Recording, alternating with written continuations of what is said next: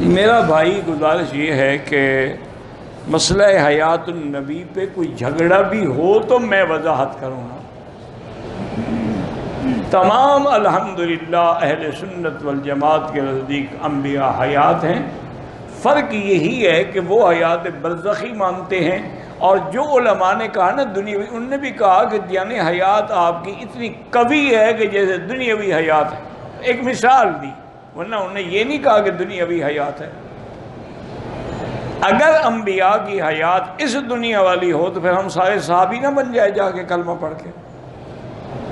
حیات ہیں لیکن عالم برزخ ہے، ہمارا ایمان ہے، اور تمام علماء اہل سنت کا اس پر اتفاق ہے، کوئی جھگڑا ہی نہیں مع سوا کرامیہ کے۔ جن لوگوں کو تم اشاعت و توحید والوں پر الزام لگاتے ہیں نا، وہ بھی قائل ہیں، ان کے فتوے لکھے ہوئے ہیں، دستخط موجود ہے، بلا وجہ نہ الزام لگایا کرو۔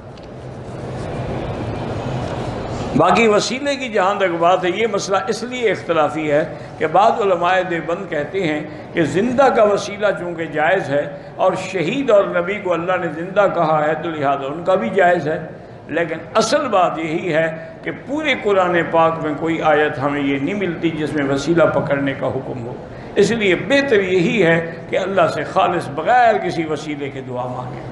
باقی یہ جو لوگ کہتے ہیں کہ آدم نے وسیلہ پکڑا تھا، یہ سب باتیں ہیں، کسی نہ قرآن میں ہے نہ حدیث میں ہے۔